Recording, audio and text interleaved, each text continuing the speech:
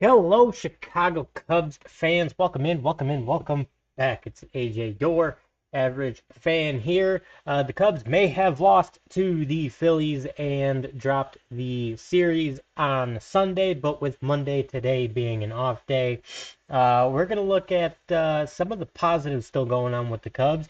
We'll look at the schedule moving forward a little bit, and yeah, we'll talk about kind of just what's going on with the Cubs here a little bit. I think that the Cubs are actually sitting in a very, very good spot. You went uh, 3-2 on, or I'm sorry, 4-2.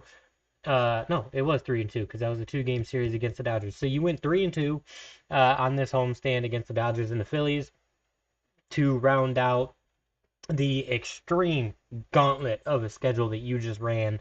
You had the hardest schedule in the entire MLB up to this point.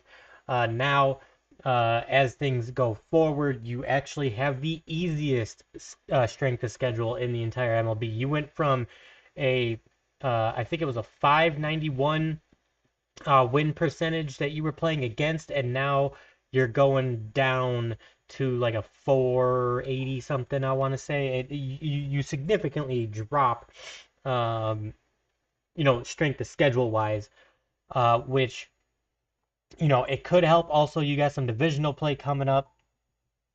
You have the Pirates and Milwaukee coming up this week, which I'm personally excited for because there was a couple things that I had already talked about earlier in the season. You got to make a statement against the Dodgers, the Diamondbacks, and the Padres. You did that. Now it's time to make your statement against those divisional rivals, which you have a chance to do starting in Pittsburgh tomorrow at 5:40. Before we hop into everything that I still think is going great with the Cubs and where the Cubs are succeeding right now, what the Cubs are doing well. Actually, I'm gonna bump my light up just one more tick here. One thing that I think uh, One thing that I think that the Cubs are in a solid spot right now. The bullpen seems to be getting better. I think that Craig Counsell definitely took the. Um, I think that Craig Counsell takes the urgency seriously. We've seen him move quite a guys in the bullpen so far. Um, Also, I mean, just your high leverage guys. Outside of Merriweather and his performance yesterday, he's been very solid for you. Presley and Hodge has been outstanding for you. Even Thielbar has been really solid. So the bullpen's getting better. Um, Obviously the offense struggled heavily yesterday, which we will talk about these two games that we missed quickly. Yesterday, you lose 3-1 in extras. Clearly, this was just a problem with Merriweather just not having it. Tyone goes 7 innings pitched, 5 hits, 1 earned run, 2 strikeouts, lowering his ERA to a 4.01. Excellent work there. Hodge, he goes an inning, walks one, doesn't allow any runs, brings his ERA down further to a 5.27. Presley, uh, a walk but no runs, bringing his down even further to a 225. Merriweather, he definitely got, not that he done got. I mean, his first two batters up, he got squeezed a little bit, and then he just couldn't find the strike zone. 3 walks, 1 earned run. So, I mean, it was only 1 earned, but that was definitely the turning point of the game. It was just too late when Thielbar came in, which obviously he did his job. He got the strikeout. So Merriweather and Thielbar, a 2.45 and a 3.48 ERA, respectively. Now, yesterday, the Phillies pitching just had us, man. Your top four guys in the lineup went 1 for 15 yesterday. Ouch. Um, yeah, definitely not what you want out of your top four of the lineup. Although you are going to have those days once in a while. This is the first game I've seen out of the Cubs where you're not getting production up and down the lineup just about everywhere. So yeah, I mean, Yesterday is just kind of an is what it is kind of game. I mean, it was a tied game, 1-1 going into the 10th. I thought that the Cubs had a legitimate shot. I had, all the confidence in the world in Merriweather. Just once he got squeezed, he just couldn't find the strike zone. And I mean, that is what it is. Sometimes that happens. Since Merriweather's been very solid for us all year, I'm not going to be, extremely mad about it. Um, I think that he'll probably bounce back out of this outing just fine. I mean, Merriweather tends to do that. He'll be really solid for a couple of weeks. He'll have one bad outing, and then he'll just right back on the horse and just no run baseball out of him for 2 3 weeks, and then just one bad outing. So, uh, you know, I, after yesterday's game, I really do think that there are still some solids here. Crow Armstrong got a hit. The only thing that really was a head scratcher to me is why Bruhan got to start at third when John Birdie has been playing very well. I mean, John Birdie, he had what 3 or 4 games in a row where he was stacking 2 hit games. And also, to be fair, I don't even think that everything was on Merriweather yesterday, even with his walks. Um, Bruhan has to attack that ball, and he can't back up on that ball playing that deep and expect to get Turner out at first. Turner moves down the base path extremely well. And actually, I also think that I think that with there was already 2 outs. I think that if you attack that ball, you might even be able to get the force out at third. To be fair, so I mean it's not all on Merriweather yesterday. I think that Bruhan definitely played a part of that. I think that if Birdie's in the game, that's a play that gets made, and we get out of the inning just giving up one there and giving yourself a little bit more of a chance to um, maybe retie it in the 10th. I'm not sure. Uh, But yeah, yesterday's game was just one of those, you know, it's a 2-run game. It's a 1-run game going into the 10th. You lose by two. You hate to lose by two, really, but for the way that the bullpen had turned things around, especially in the last 2 series against the Dodgers, excuse me, in Arizona, um, I'm not gonna be too harsh on this one game. And then if we go back to Saturday's game, I thought that Ben Brown was shaping up to have himself a really good outing. He was pitching really well, like he did in that 6 innings of shutout play against the Dodgers in LA. He cruised through the first 3 innings, and then it just unraveled for him in the fourth. And the more that I see out of Ben Brown, the more that I think that he's just going to end up being a bullpen guy. I know that you would have to fill that spot in the rotation. I know that there's, obviously you're already down Steele. Javier Assad just got shelved. He got shut down.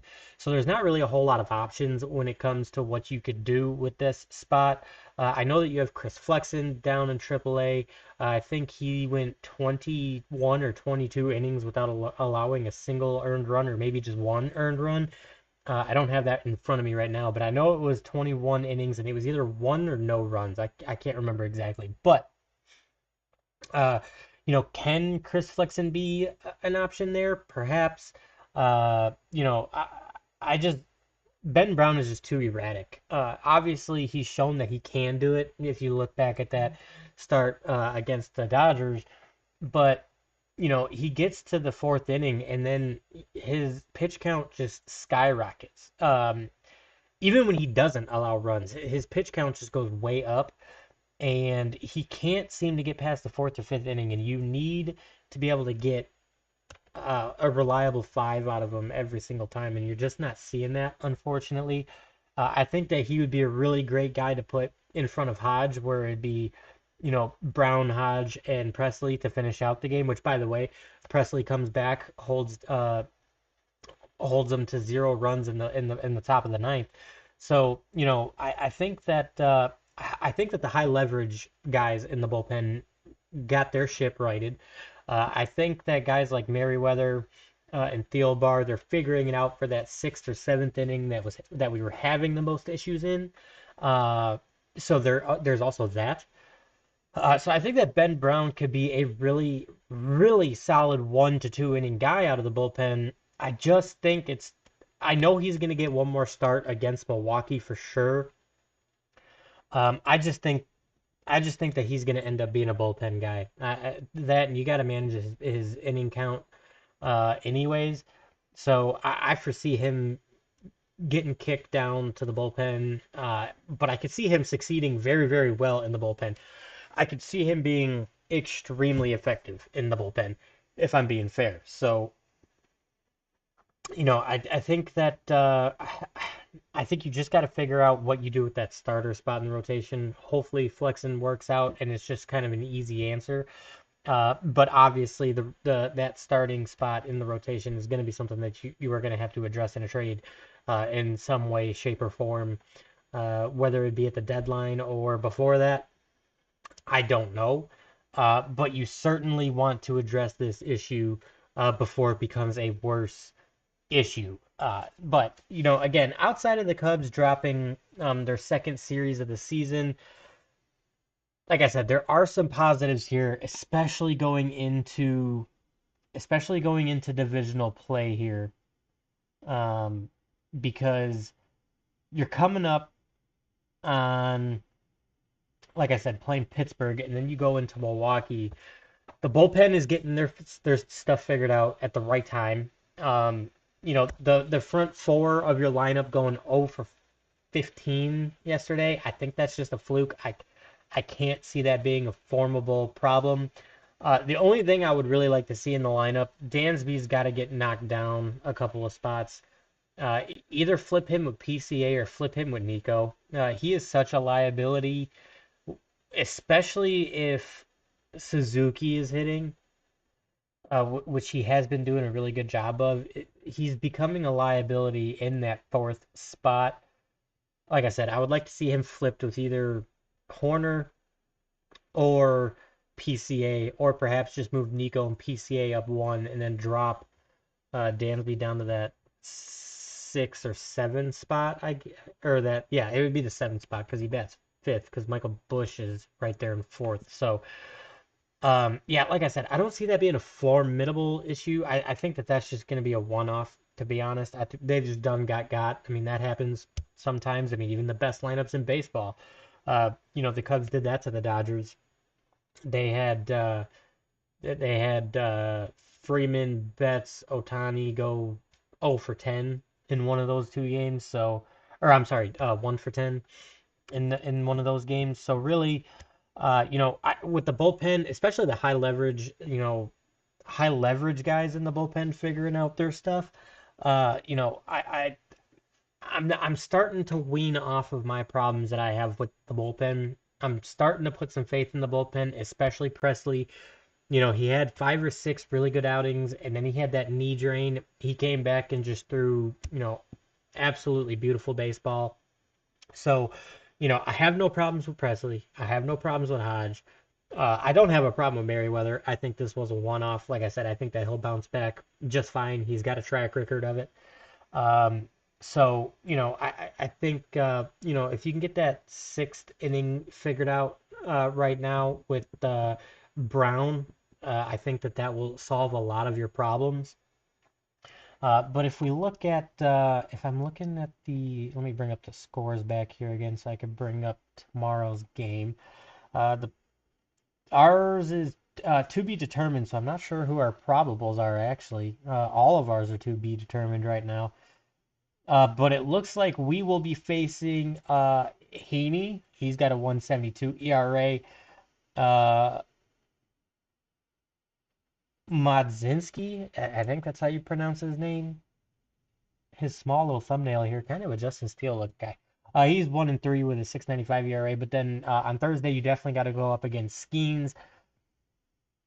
So again, even with those pitchers being up, again, the Cubs probables aren't even showing up. But uh, going into divisional play with the Pirates struggling right now, you can make a statement against them, and then for sure, going into Milwaukee, that is a 3-game set, and then you come home to face the Giants. So if we're looking at these next two series here, Milwaukee is 14 and 15 going into this series.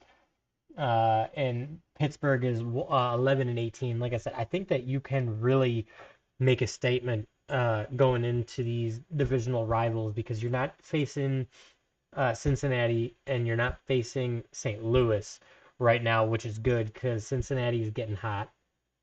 Um, and also, to be fair, the way that you lost to the Phillies, I mean, they were on a 5 game losing streak, including the game that you took against them, game one, against a really, really good lineup. So you kind of felt like the Phillies were kind of due. They definitely got their due on Saturday.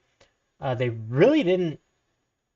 They really didn't have anything to show for it up until the 10th on Sunday.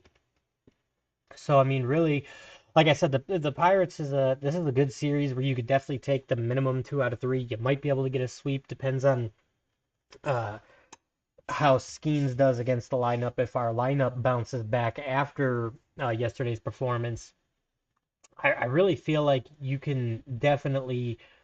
This may be a sweepable series, and against Milwaukee too. Both of our pitchers for this set are both to be determined, so we don't know what those probables exactly looks like right now. But the Brewers, they're kind of in and out. Their pitching isn't very sustainable, in my opinion. So this is also a really good time to catch the Brewers while their pitching is struggling a little bit, especially their defense. I've seen that their defense is making a couple of just really, really head scratching decisions out in the outfield, in the infield. Uh, in Colorado, I think they dropped 2 or 3, which is weird. But yeah, I mean, this is a really good time to catch these guys so you can make that statement. When do we actually face? When do we face the rest of the division here for the first time? Now I gotta keep hitting the back button because I pulled up all these different scores. Look at the schedule. There we go. Let's see, April, May, San Francisco, New York, White Sox, Marlins. Damn. So you don't face Cincinnati until May 23rd. And then you play Colorado, then you play Cincinnati again. So yeah, May looks very favorable.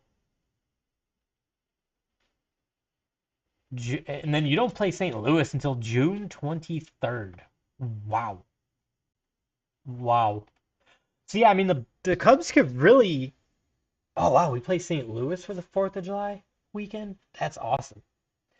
So I mean, yeah, you could really get this ball rolling before and take both of these two series against your division opponents and really solidify. I also think that this, these division games coming up is actually in a really good spot too, because if the offense produces how the offense has been producing lately, and you get a couple of 8+ run games or perhaps a couple of 10 run plus games in there, Council can give some low leverage guys that are struggling a chance to gain some confidence, get them an inning of no run work in there perhaps, or run one run work perhaps. So I mean, this could be good in a few different facets. Like I said, I think that one, you could really help out your pitching here. Two, your offense can right their ship after yesterday's performance, which I said I think that that's just a fluke. I think that that's just one of those games that it happens. I don't foresee that happening very often, especially with what the schedule is looking like coming up for the next like month and a half, all the way through the 4th of July, or really till the All-Star break even. Um, but yeah, I mean, you could get some bullpen guys some help. Perhaps Javier Assad fires up his workouts back up, and he can gain some progress down in AAA. Um, you know, this is a really good time to catch these divisional opponents, man. It just really is. But Cubs fans, I think we're gonna leave it there for today. I think what we will do is uh, we will definitely get the post game actions in this week for sure. Allergies were just absolutely dominating me Saturday and Sundays. I couldn't talk without sniffling. I mean, I know I still sound nasally now, but yeah, we will definitely catch you guys after the game tomorrow. You let me know, how do you feel about what the Cubs are doing right now? How do you feel about the bullpen turning things around, at least with the high leverage guys? Maybe it's time to start getting some low leverage guys, some confidence booster innings in there, especially with the schedule coming up, what it looks like. I think, what do you think about Dansby Swanson? Do you think that he needs to slide down a couple spots in the order to maybe take some pressure off of him a little bit? I certainly think so. And then what do we do about Ben Brown? You guys let me know down in the comments below. And as always, my friends, you have a good rest of your day, good rest of your week. We'll catch you tomorrow after the game. And peace.